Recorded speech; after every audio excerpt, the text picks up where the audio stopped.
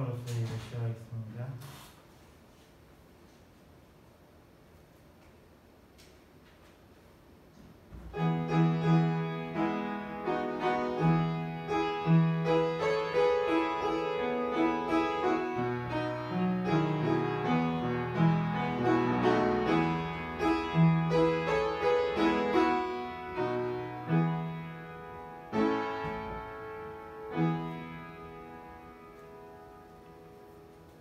그러므로 내가 그리스도를 위하여 약한 것들과 능욕과 궁핍과 핍박과 곤란을 기뻐하노니 이는 내가 약할 때 그때에 복 강함이니라.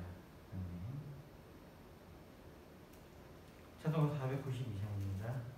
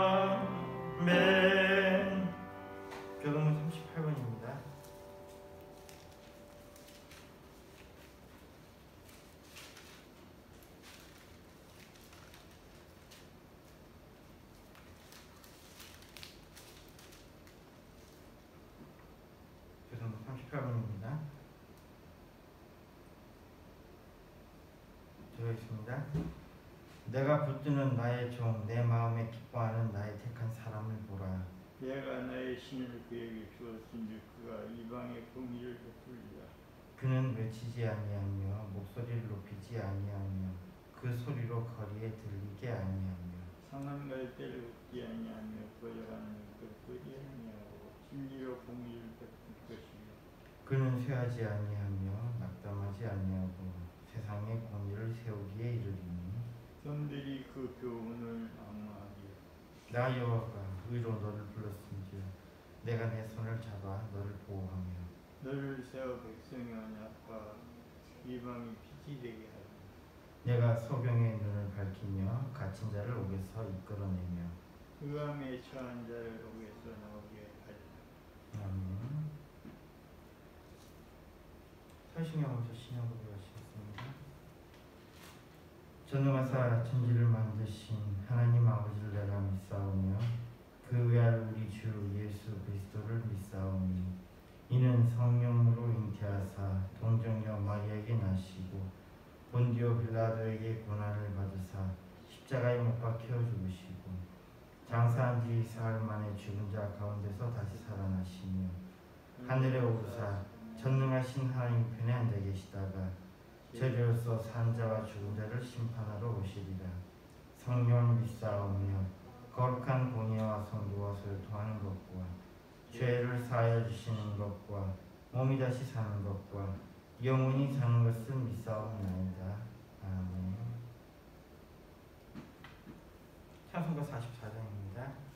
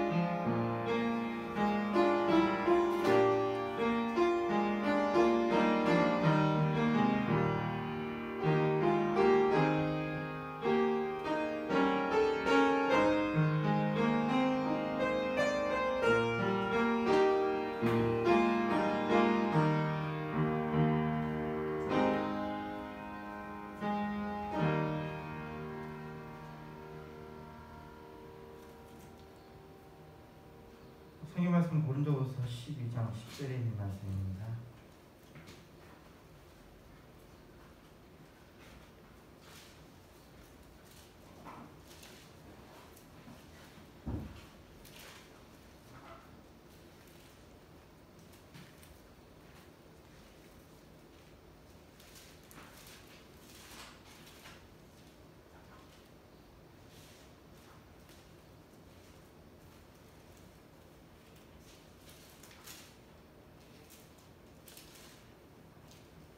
고린도후서 12장 10절에 있는 말씀입니다. 신약성경 299페이지입니다. 200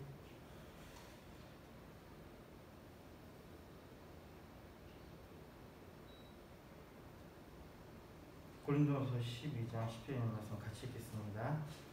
그러므로 내가 그리스도를 위하여 약한 것들과 능력과 궁핍과 핍박과 곤란을 기뻐하노니 이는 내가 약할 때에 그때에 곧 강함이니라.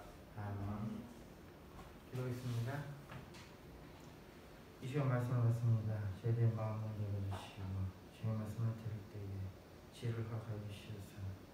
깨닫게 하여 주시며 주의 말씀을 들을 때에 또 마음으로 동의하게 하여 주시며 새 힘을 허락하여 주시옵소서. 주의 말씀대로 세상에 나아가 살아갈 수 있도록 주님 도와주시옵소서. 예수님을 기도했습니다. 아멘.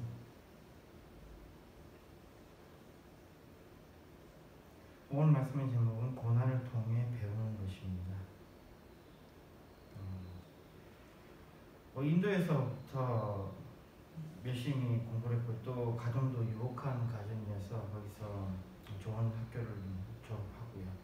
그리고 또 기회를 얻어가지고 미국으로 유학을 할 수 있는 기회를 얻었고요. 그로 인해서 이제 이민까지 할 수 있는 그런 기회를 얻었습니다. 거기서 좋은 또 인도계 여자를 만나서 결혼도 하고 모두가 기다리는 그런 아이를 이제 갖게 됩니다. 그러다가 갑작스럽게 산모한테 이상이 생겼는지 급하게 병원을 찾았는데 그 아들이 곧 태어나야 하는데 다 곧 나와야 된다 그랬고 그렇게 이제 정상적인 과정을 통해서 나온 아들이 아니어서 심각한 장애를 갖게 됩니다. 이 아이는 뇌성마비를 가지게 된 거죠. 이로 인해서 이 부부가 상당히 좀 어려움에 처하게 되고요. 또 아내 같은 경우에 있어서는 그 건축가로서 일을 하고 있었는데 그 일도 그만둬야 될지 좀 고민하는 그런 시기였습니다. 그러다가 이번엔 두 번째로 쌍둥이 여자아이를 갖게 됩니다. 근데 또 이번에는 그 중에 한 명이 학습 장애를 갖게 됩니다. 그래서 이제 와이프는 완전히 일을 그만두고 아이들에게 전념하게 되고요. 아들을 위해서 시애틀에 있는 장애학교에 보내게 됐고요. 또 딸을 위해서는 밴쿠버에 또 왔다 갔다 해야 되는 이런 상황이 됐었습니다. 시애틀과 밴쿠버를 왔다 갔다 하면서 그렇게 회사 생활하면서 살아가는 사람이 있었습니다.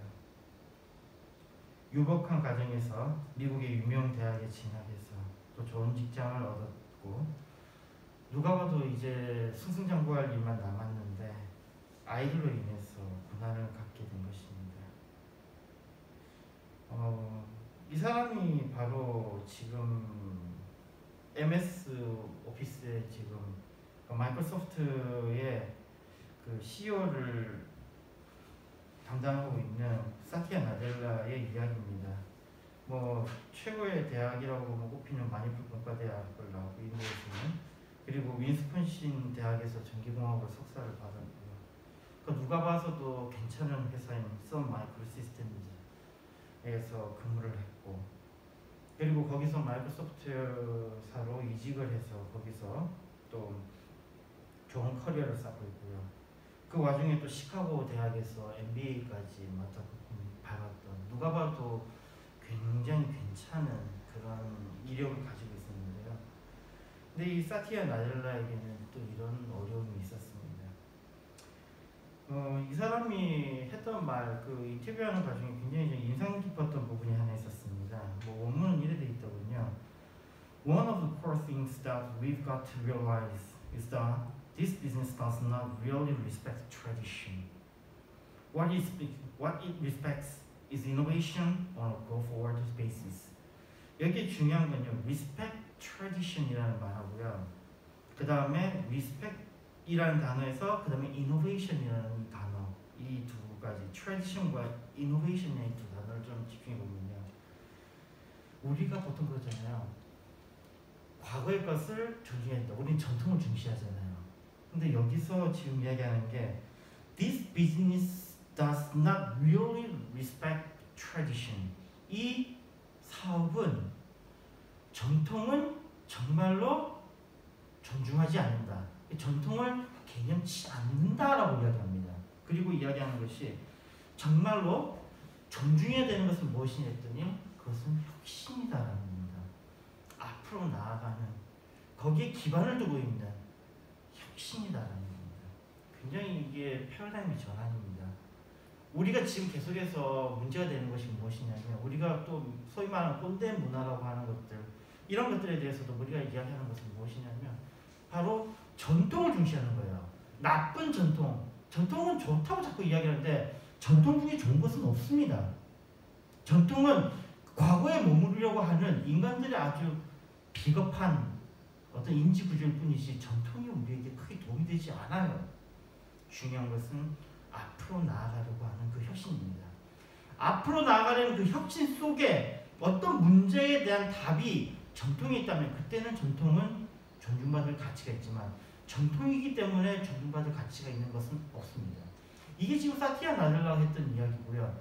사티아 나델라가 마이크로소프트 회사의 그 CEO를 취임했을 때 그가 봤던 것은 무엇이냐면 바로 이 전통 속에서 어떤 일이 일어나냐면요.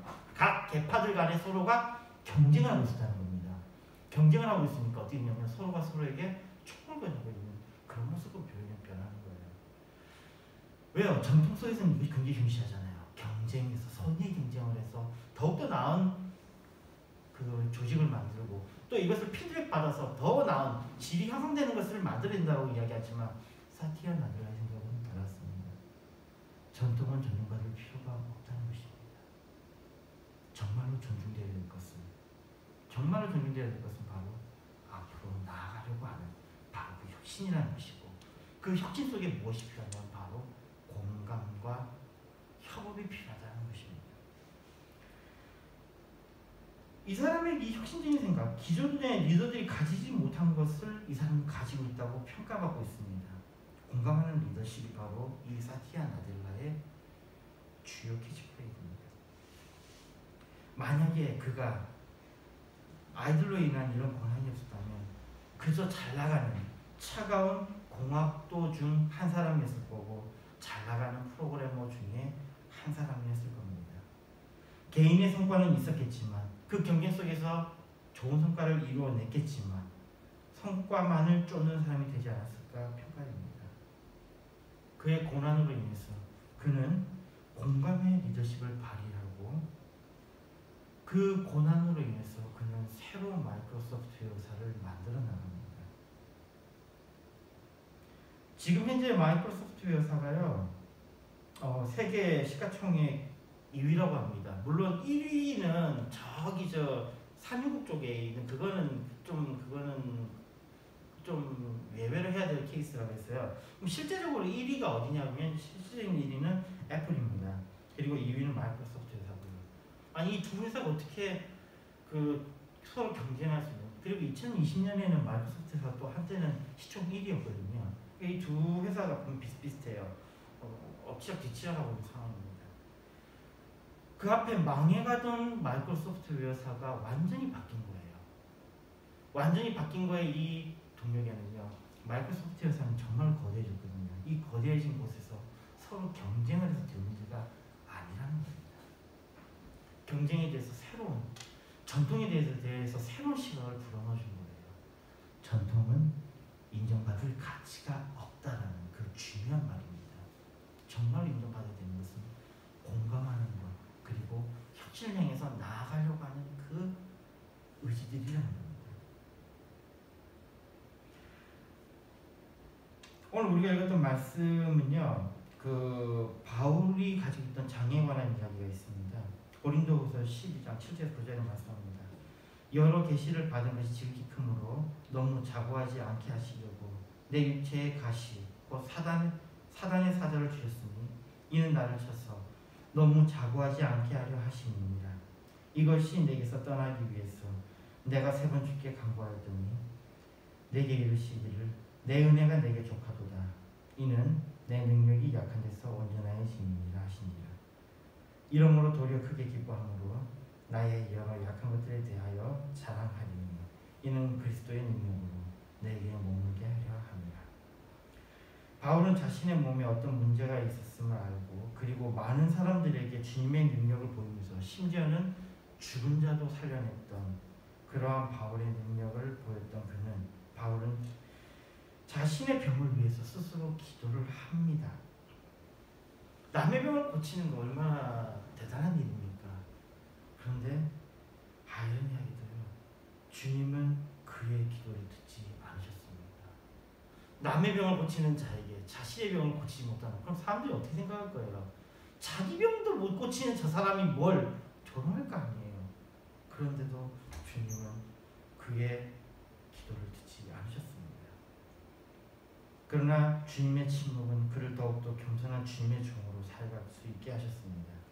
그는 오히려 약한 것을 자랑하는 참 그리스도인이 되었고 이 약함이 얼마나 귀한 것임을 깨닫고 감사하는 사람이 되었습니다. 이 약함은 그에게 겸손이라는 인간을 온전하게 하는 힘을 주었습니다. 고린도후서 12장 10절에 말씀합니다. 그러므로 내가 그리스도를 위하여 약한 것들과 능력과 궁핍과 핍박과 곤란을 기뻐하노니 이는 내가 약할 때 그때 곧 강함이니라. 더 나아가 그 약할 때 그로 인해서 능력을 다하기도 하고 궁핍하기도 하며 심지어 핍박과 곤란을 당하면서도 그는 기뻐했다고 말씀하고 있습니다. 그가 그렇게 할 수 있었던 것은 약할 때 강함의 역사를 직접 체험했기 때문입니다. 고난을 통해서 배울 수 있는 것이 얼마나 귀한지를 체험한 것입니다. 그가 체험한 것 어떤 것이었습니까? 인간의 본성이라는 것은 이런 겁니다. 인간의 본성은 높아지는 게 인간의 본성이에요. 인간의 본성은 교만하는 것이 본성입니다. 왜 인간들이 서로 말하기를 원합니까? 사람들이 모여서 하는 이야기가 뭡니까? 결국 그 결론은 자기 자랑 아닙니까? 자기가 높아지는 건 아닙니까? 사람들은 많이 말하면 많이 말할수록 더욱더 자신을 드러내놓고 자신을 자랑합니다. 심지어 자기의 약한 것을 이야기하면서도 결국 무슨 이야기를 합니까? 이럼에도 불구하고 나는 이만큼 해냈어. 나 대단하지 않아? 이야기하는 거 아닙니까? 최초의 범죄, 이 타락이 무엇이었습니까? 우리가 그런데요, 이걸 알아야 됩니다. 남의 아들 군대 이야기 잘 아십니까? 아마 남의 아들이 군대에서 엄청나게 괴로움을 당하고 엄청나게 힘들게 생활할 건데요. 우리 그거 잘 압니까? 왜요? 매번 그런 얘기 듣잖아요. 듣는데도 우리는 그거 잘 압니까? 또 회사에서요. 우리가 보면 강력한 경쟁이 그 안에 있습니다. 사람들끼리 서로 경쟁을 해요. 그런데 우리가 그 치열한 회사 속에 들어가 있는 사람에 대해서 우리가 압니까? 내 힘든 것만 이야기하지 다른 사람이 얼마나 힘들게 사는지 생각 안 하잖아요. 만약에 다른 사람들이 얼마나 힘들게 생활하는지 안다면 내 이야기 그렇게 쉽게 하지 못할 겁니다. 근데도 맨날 내 힘든 이야기를 해요. 그건 무슨 이야기입니까? 남의 이야기 모르겠다 이거죠. 또 이 성적을 통해서 경쟁을 합니다. 계속해서 더욱더 좋은 성적을 내기 위해서 경쟁을 합니다. 그렇지만요, 인간은 정말 놀라울 정도로 타인에게 무관심합니다. 기본적으로 나의 유익만을 구하지 남의 이익 같은 건 생각하지 않습니다. 인간은요, 인내하지도 않습니다. 뭐 굉장히 일 잘하는 사람, 뭐 잘한다고 해서 일을 맡겨봤더니 앞에 못한다는 사람이 6개월 이상 버틴 거를 일 잘한다는 사람은 한 달을 못 버티네요. 한 달 버티고 난 다음에 지 대단한 것처럼 또 이야기하면서 못하겠다 그러네요. 인내하지 않아요.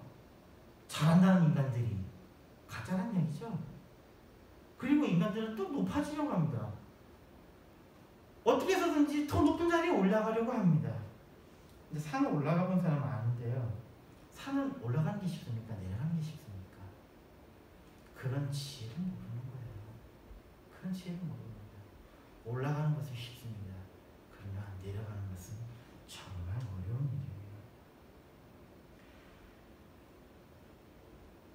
우리 인간이 죽게 된 것은 바로 이 강함에 대한 욕망에서 시작된 것입니다. 최초의 인간 아담과 하와가 타락했던 것은 바로 강함에 대한 욕망이었습니다. 하나님과 같은 지혜를 얻고자 하는 강함에 대한 열망이 인간을 죄악으로 넘어뜨렸습니다. 지금도 우리는 조금만 강하면 우리 안에 우리를 죽이는 교만이 드러납니다. 그러나 주님은 약한 자, 고난 속에 있는 자를 찾으십니다. 로마서 5장 6절에 말씀합니다. 우리가 아직 연약할 때에 기약대로 그리스도께서 경건치 않은 자를 위하여 죽으셨도다. 주님이 돌아가신 것은요, 강한 자를 위한 것이 아니고 약한 자를 위해 돌아가셨습니다. 만약 스스로가 강한 자라고 생각하신다면, 강한 자가 되어 있는 사람이라고 생각하신다면 그 사람은 주님의 은혜에 합당한 자는 아닙니다. 주님은 연약한 자를 위하여 십자가에 달려 돌아가셨습니다. 고린도후서 13장 4절에 말씀합니다.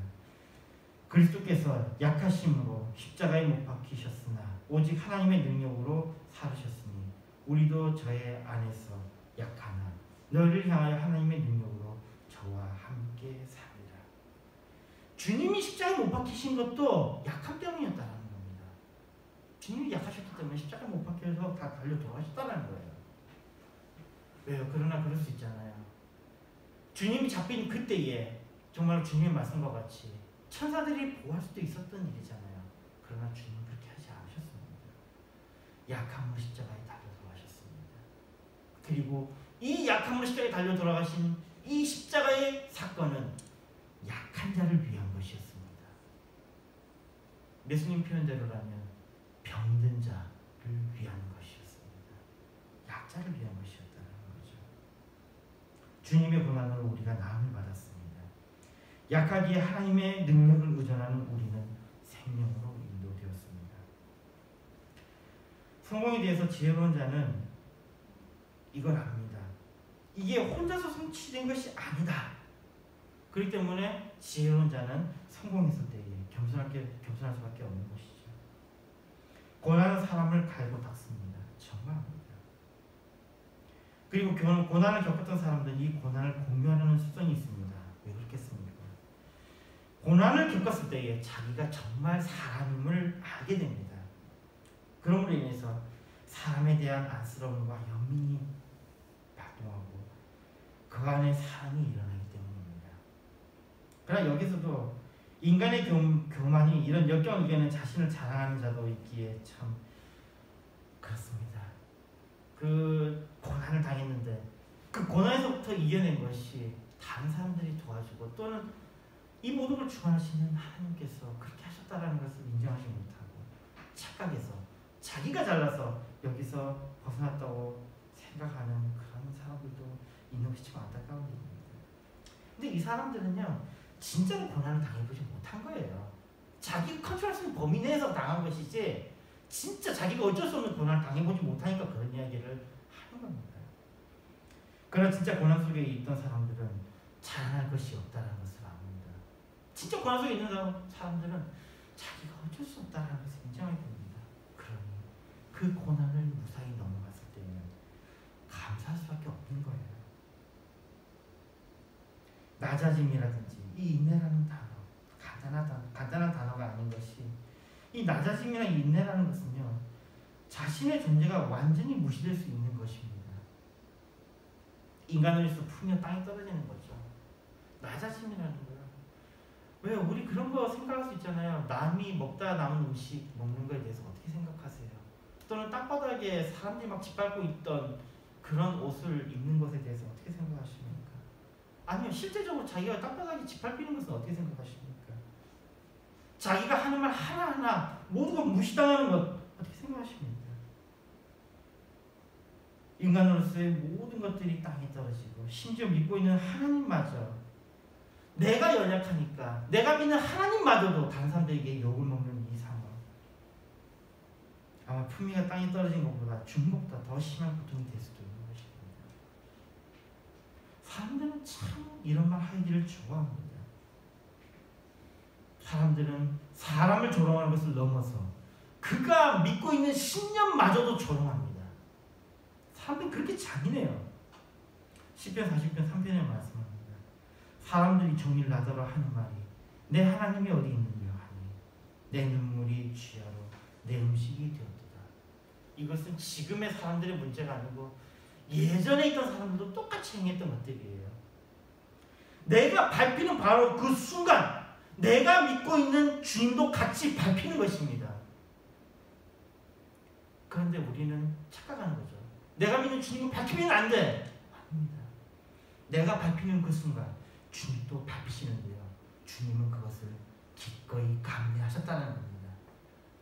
주님은 밟히는 것에 대해서 기꺼이 참으신다는 겁니다. 근데 왜 우리는 안 참습니까? 왜 우리는 그걸 인내하지 않습니까? 고난의 무게는 굉장히 무겁습니다.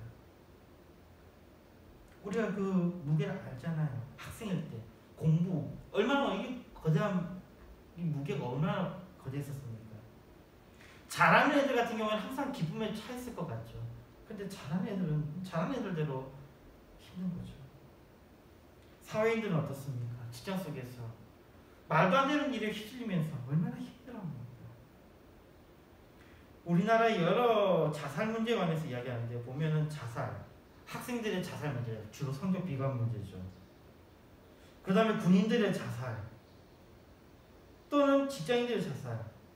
저는 참 학생일 때에도 선배가 자살하는 걸 경험했고요. 군인일 때도 역시 마찬가지. 그리고 직장인이 되어서도 자살하는 것을 경험했습니다. 여기에 대해서 좀 생각해 볼 수 있는 것은요, 그 주변 사람들이 참 무책임하게 이런 얘기를 많이 하더라고요. 견디라고. 그냥 견디라고. 무책임하게 그러더라고요. 그게 전혀 도움이 안 되죠. 타인에 대해서 무책임하게 잘할 거라고, 잘 될 거라고 쓱대는 이야기 하는 사람들 정말 많이 봤습니다. 이번에 올림픽을 보면서요, 이 참 경기를 하는데, 이게 힘이 없는 사람들이 이게 보니까 버티는 것까지는 어떻게 하더라고요. 근데 메달은 넣지 못하더라고요. 이게 열심히 하는 것과는 또 별개의 문제인 것 같습니다. 그냥 약한 건 약한 거예요. 약한 건 어떻게 할 수가 없는 겁니다. 그런 약한 사람한테서 열심히 해! 어쩌라는 겁니까? 그런 무의미한 격려는 아무 의미가 없는 거. 정말 그런 무의미한 격려는 할 필요가 없는 겁니다. 또 오히려 그 사람을 더 힘들게 하고 더 난망하게 하는 거죠. 또 다른 사람에 대한 기대를 하는 거. 우리 같은 경우에도 올림픽 같은 경우에 어떻게 합니까? 우리나라 사람들이 그 기대를 선수에게 투영하잖아요. 그 선수들이 짊어져야 될 그 무게가 얼마나 큽니까? 그런데 이게 우리 일상생활에서도 우리가 그런 기대를 받잖아요. 나도 잘 모르겠는데 보면은 누군가가 나한테 거는 기대가 있다는 걸 어렴풋이 느껴요. 그런 면에서 괜히 힘들어지는 거예요. 그런 가운데서 사람들 가운데 약하기 때문에 의존하는 사람들도 있습니다. 사람에게 의존하는 거죠. 그러나 번지수를 잘못 잡은 것 같습니다. 사람은 기본적으로 자신의 문제만으로도 버겁습니다. 그래서 사람은 자신의 짐은 자신이 져야 합니다. 자기가 약한 사람으로서 하는 약자 코스프레를 하는 사람들이 있습니다. 이게 주로 보면 사이코패스에게서 많이 나타나는데요. 세상에서 가장 약하고 불쌍한 사람이 되어야만 직성이 풀리는 모양입니다. 이 사이코패스의 특징이래요. 그로 인해서 약자가 누리는 그 혜택을 자기가 누려야 되는 거예요. 그게 그 사이코패스의 목적입니다. 약자가 누리는 그 혜택. 딱 우리도 지금 하면 어떤 집단들이 떠오르죠. 이런 식으로 진행이 되는 거죠. 그러나 같은 사람이고 우리는 우리 모두가 자신의 것으로도 힘듭니다. 그래서 성경은 말씀합니다. 내 짐은 내가 지고, 갈라디아서 6장 5절에 말씀합니다. 각각 자기의 짐을 질 것임이니라. 각자 자기의 짐은 자기가 지고 가야 하는 것입니다. 남에게 전가할 문제가 아닌 거예요. 이 말씀은 우리가 의존할 분은 오직 주님밖에 없다는 것입니다. 그 외에는 의존하지 말라는 것이며 시도도 해서는 안 되는 것입니다. 물론 도움을 주는 분들에게는 감사하며 받을 수는 있는 일입니다만, 그러나 기본적으로는 우리가 의지할 것은 주님밖에 없다는 것입니다. 인간을 의존하지 말라는 거예요. 우리의 짐을 같이 지시는 분은 내 옆에 사람이 아니라 구원자이신 주님이십니다. 잘못된 기대를 가지지 맙시다. 내 짐은 일단 내가 져야 합니다. 그럼에도 불구하고 힘이 되면 같이 지는 것이 그리스도인입니다. 갈라디아서 6장 2절의 말씀입니다. 너희가 짐을 서로 지라. 그리하여 그리스도의 법을 성취하라. 도움을 받기를 바라지 말고 자신의 짐을 지되 그리스도 안에 형제 자매의 짐을 능력이 된다면 도우라는 말씀입니다. 받기를 바라는 것이 아니라, 절대로 오해하지 말기 바랍니다. 받기만을 바라는 것이 아니라는 것입니다. 당연히 나를 도와야 하는 것이 아니냐라고 그렇게 오해하지 말라는 것입니다. 우리가 당연히 도움받아야 될 그런 사람들은 아닙니다. 우리는 스스로가 우리의 짐을 져야만 합니다. 자신의 짐은 자신이 지는 것이 맞습니다. 그렇기 때문에 도움을 받지 못하는 것에 대해서 분노해서는 안 되며, 오히려 도움을 주는 것에 대해서 다만 감사할 뿐인 것입니다. 시편 68편 19절의 말씀입니다. 날마다 우리 짐을 지시는 주, 곧 우리의 구원이신 하나님을 찬송할지로다. 우리는 우리의 짐을 지시는 하나님을 찬송하는 것이 우리 일입니다. 주님은 우리와 동행하십니다. 우리의 짐을 지십니다. 시편 42편 11절의 말씀입니다. 내 영혼아, 내가 어찌하여 낭망하며 어찌하여 내 속에서 불안하여 하는고. 너는 하나님을 바라라. 나는 내 얼굴을 도우시는 내 하나님을 오히려 찬송하리로다. 우리는 의존하되 사람이 아닌 우리의 구원자 하나님을 의존해야 합니다. 말씀 읽겠습니다. 고난을 통해서 우리가 배우는 것, 그것은 첫째로 우리가 약함을 인식하는 것입니다. 이 고난을 통해서 우리가 인간이라는 가장 바른 지식, 우리가 약하다는 것을 배웁니다. 두 번째로 우리는 겸손을 배웁니다. 고난을 통해서 겸손을 배우며 우리가 약하다는 것을 인식하는 그때에 우리가 겸손해질 때에는 인간으로서 가장 온전한 인간이 되는 것입니다. 세 번째로 우리는 의존하는 것을 배웁니다. 그것은 인간을 의존하는 것이 아니라 오직 주님만을 바라는 법을 배우게 됩니다. 고난은 우리를 온전케 합니다. 온전함은 우리를 강한 마음, 강한 육체, 강한 재력 등에서 나오는 것이 아니라 약함 속에서 겸손해서 우리가 온전해지는 것입니다. 삶이 계속되는 한 고난은 우리와 함께할 것입니다. 그러나 이것을 통해서 더 나은 그리스도인으로 성화되어 감을 기대합니다. 고난은 우리의 위치를 알려주며 우리에게 겸손한 이유를 제공합니다. 우리의 약함을 통해 그리스도께 의존함으로 약할 때 우리는 더욱더 강할 것입니다. 승리한 한 주가 되길 바랍니다. 욥기 23장 10절 말씀입니다. 나의 가는 길을 오직 그가 아시나니 그가 나를 단련하신 후에는 내가 정금같이 나아오리다. 기도했습니다. 하나님 감사합니다. 이 시간 고난을 통해서 우리가 배울 수 있는 것에 대해서 생각해 보았습니다. 고난을 통해서 더욱더 성숙한 그리스도인이 되게 해주시옵소서. 예수님을 기도했습니다. 아멘.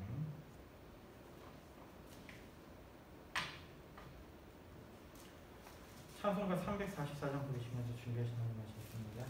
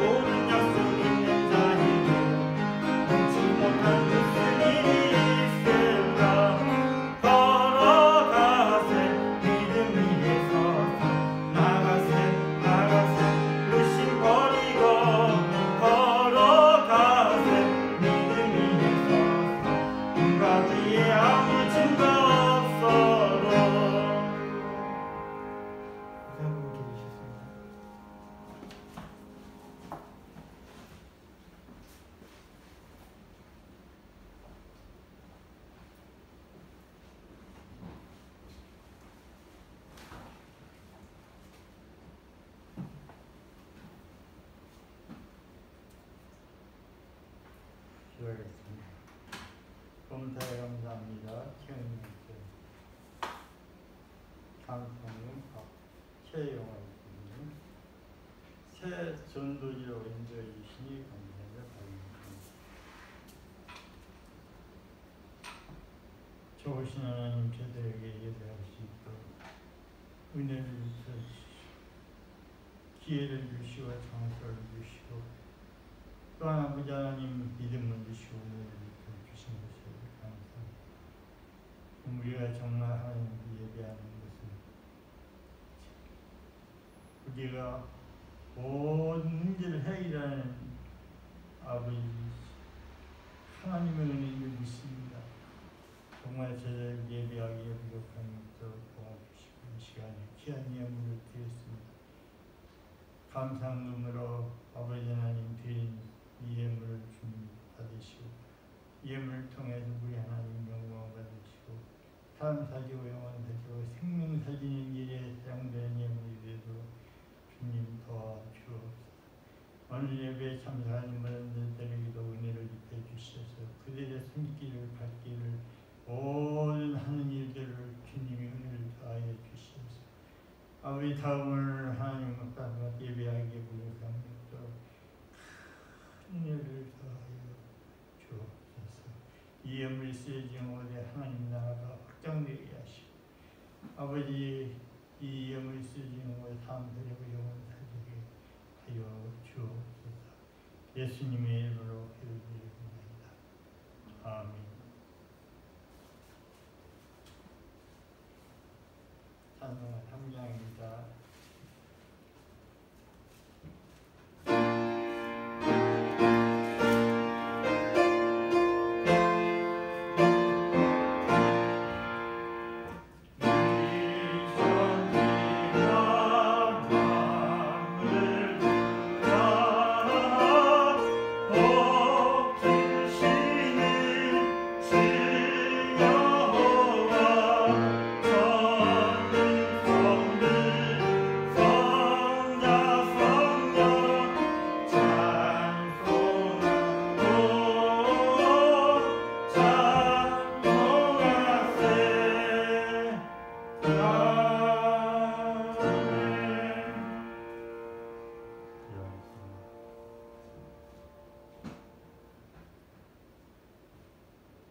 우리 구주 예수 그리스도의 은혜와 크신 하나님의 사랑과 성령님 교통하신 오늘 예배한 양교회 사랑하는 성도들 머리 위에와 가정 위에와 하늘 위에 오늘 전 세계에 예수 이름으로 모여서 예배한 자들 머리 위에와 가정 위에와 하늘 위에 앞으로 전도받아서 구원받은 자들 머리 위에와 하늘 위에 모든 삶이 이제부터 영원토록 항상 함께 있을지어다.